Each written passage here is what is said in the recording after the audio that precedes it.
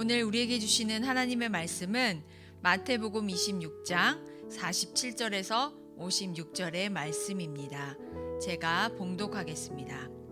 말씀하실 때 12 중에 하나인 유다가 왔는데 대제사장들과 백성의 장로들에게서 파송된 큰 무리가 칼과 몽치를 가지고 그와 함께 하였더라. 예수를 파는 자가 그들에게 군호를 짜 이르되 내가 입맞추는 자가 그이니 그를 잡으라 한지라.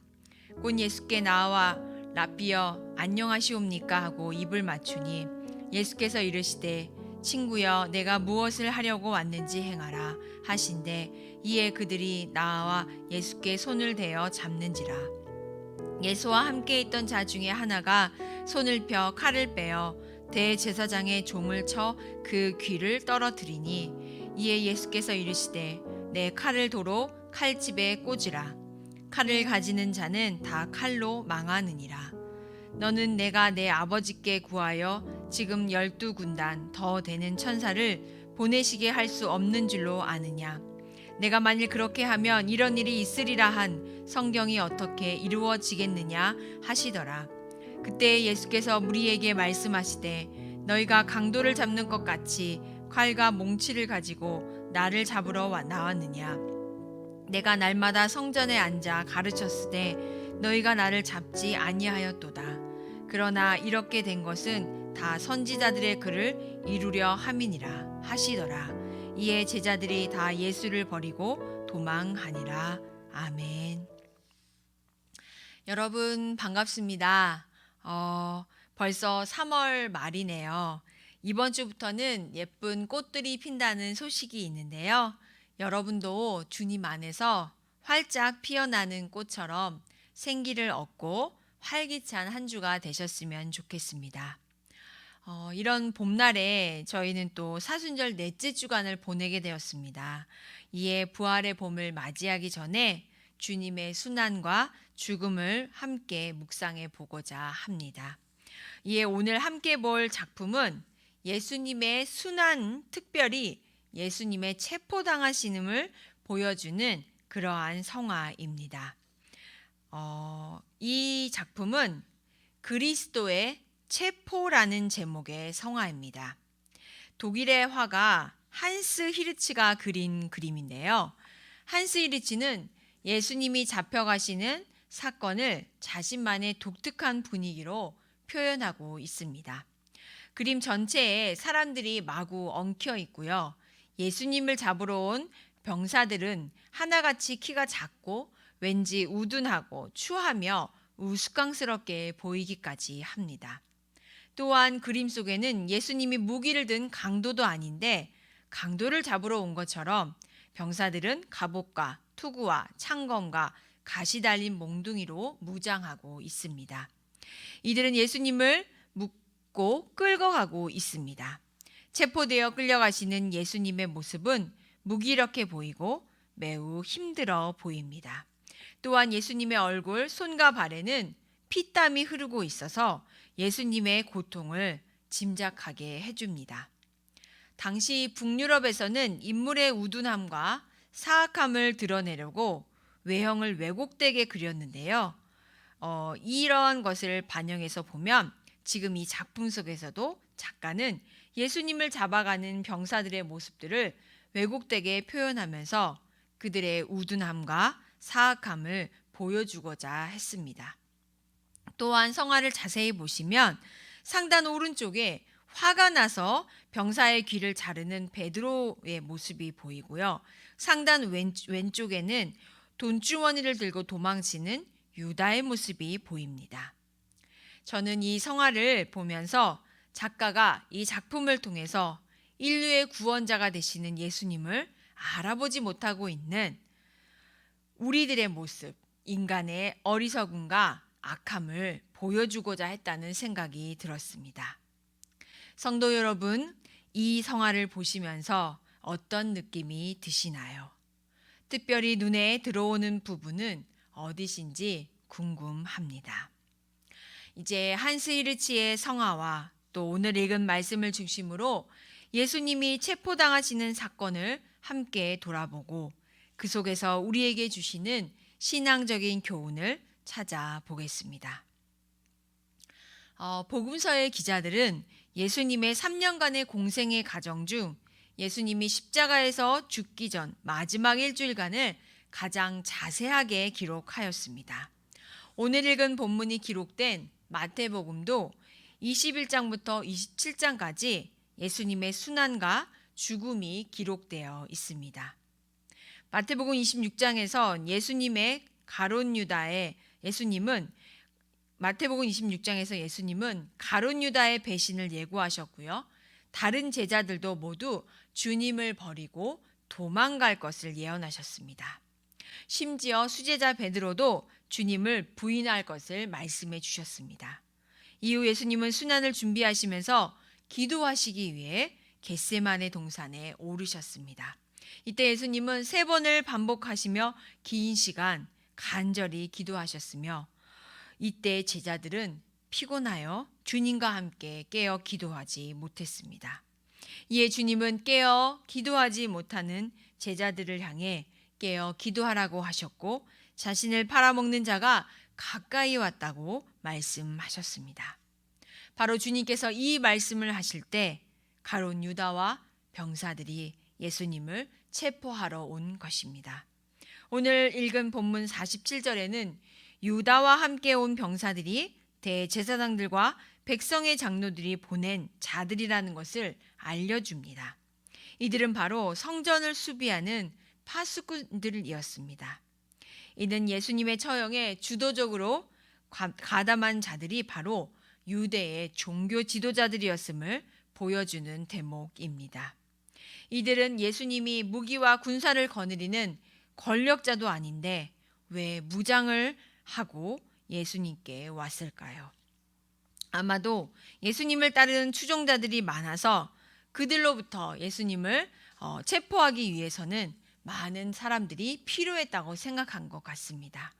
이러한 파수꾼들을 예수님께로 안내하고 그들이 예수님을 체포할 수 있도록 도와준 사람은 누구입니까? 바로 가룟 유다였습니다.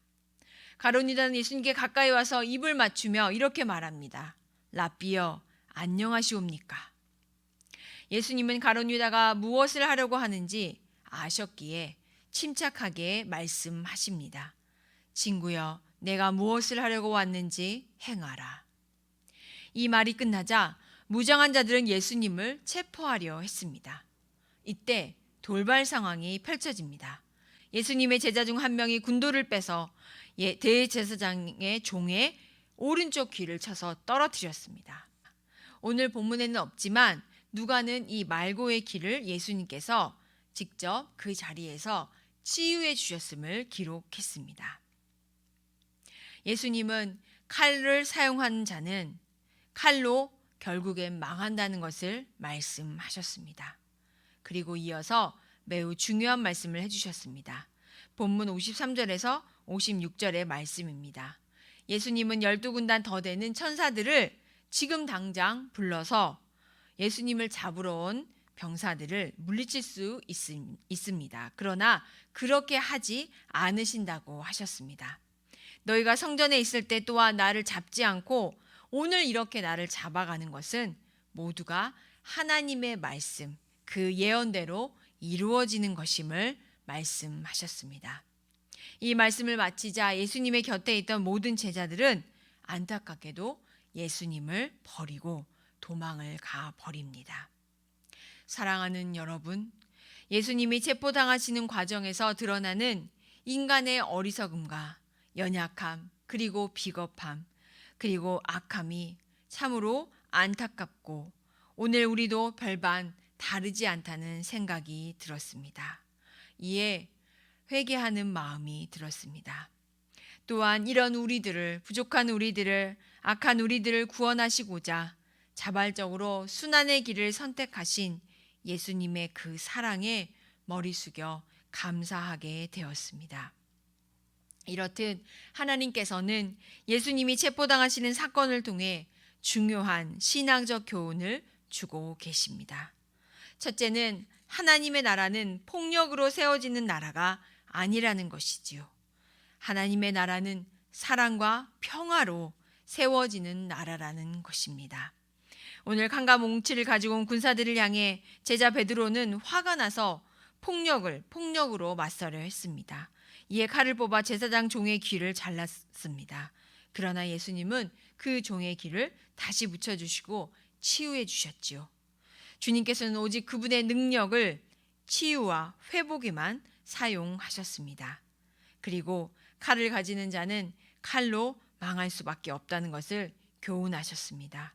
이를 통해 예수님은 자신의 순환과 죽음을 통해 이루고자 하시는 그 하나님의 나라는 폭력과 무력으로 세워지는 나라가 아니라 사랑으로 세워지는 나라임을 가르쳐 주셨습니다. 사랑은 어떤 칼보다 강하다는 것을 몸소 보여주셨습니다.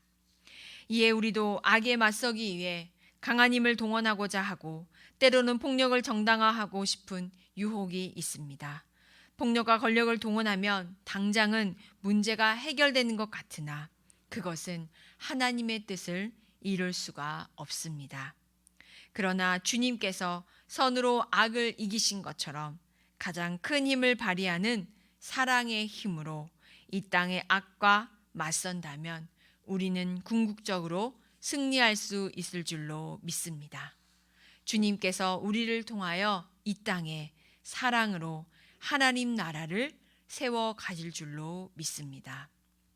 끝으로 예수님의 체포에서 중요한 교훈은 바로 예수님의 자발적인 순종과 하나님의 뜻을 성취하기 위한 그분의 포기입니다. 주님은 많은 수의 천사를 동원하실 수 있는 신이셨지만 그렇게 하지 않으셨습니다. 예수님이 말씀하신 12군단은 로마 군대의 단위로 계산하면 7만 2천 명 가량을 의미합니다. 어마어마한 숫자이죠.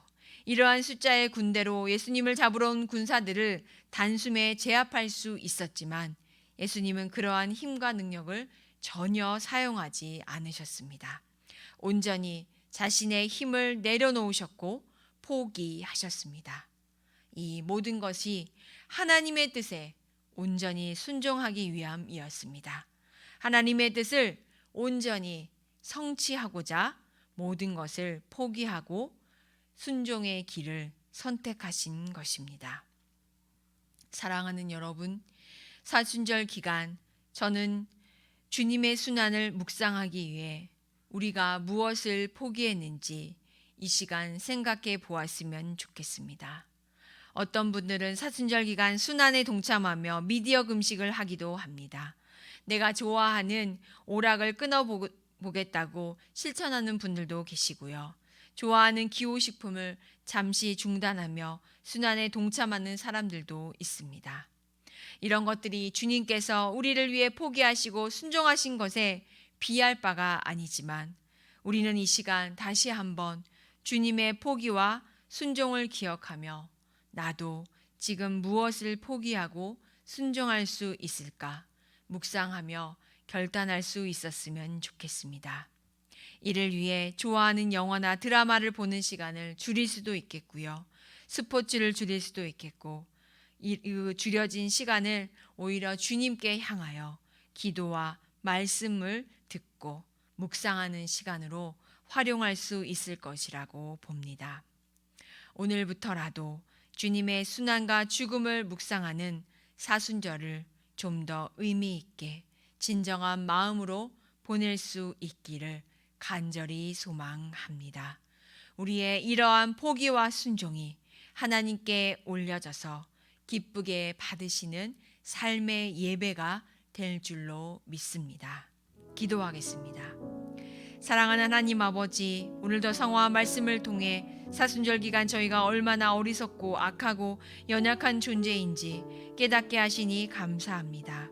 예수님을 팔아넘긴 유다, 예수님의 뜻과 상관없이 칼을 썼던 베드로, 예수님을 잡기 위해 무장하고 나타났던 병사들, 이것이 오늘의 우리의 모습입니다. 주님, 저희의 어리석음과 악함을 또한 연약함을 용서하여 주옵소서. 주여, 우리도 이 사순절 기간 형식과 외식이 아니라 오직 순수한 마음으로 주님의 순환의 동참안으로 이끌어 주옵소서. 우리 삶에 좋아하는 것, 나를 즐겁게 해주는 것들을 잠시 포기하고 주님을 더 깊이 묵상하고 기도하는 저희들이 되게 하여 주옵소서. 주님, 이 시간 아픈 하늘들을 위해 기도합니다. 질병으로 인해 고통당하는 분들을 긍휼히 여겨 주시고 하나님께서 친히 찾아가 주시어서 위로하여 주시고 무엇보다도 아픈 육신을 치유하셔서 건강을 속히 회복시켜 주옵소서. 또한 코로나로 힘든 분들을 기억하여 주시고 회복과 구원을 허락하여 주옵소서. 지금 재난과 전쟁으로 고통 중에 있는 이웃과 세계 열방 속에 폭력이 아닌 사랑으로 승리하신 주님께서 크신 긍휼을 베풀어 주옵소서. 주님 사랑합니다. 예수님의 이름으로 기도합니다. 아멘.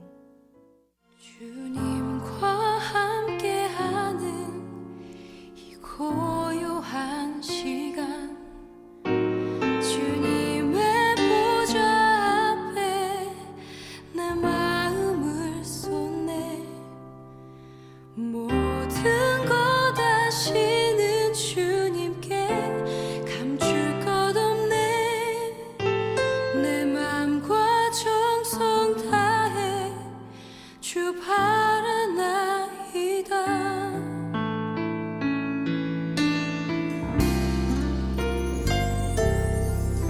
주님과 함께하는 이 고요한 시간, 주님의 보좌 앞에 내 마음을 쏟네.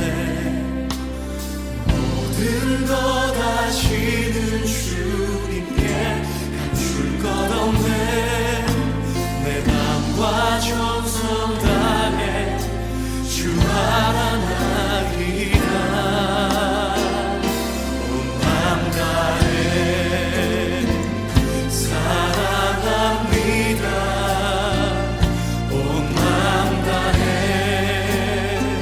주 알기 원하네. 내 모든 삶 당신 것이니 주만 섬기리.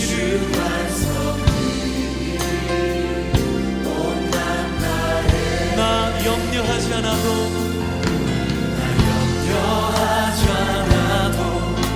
내 쓸 것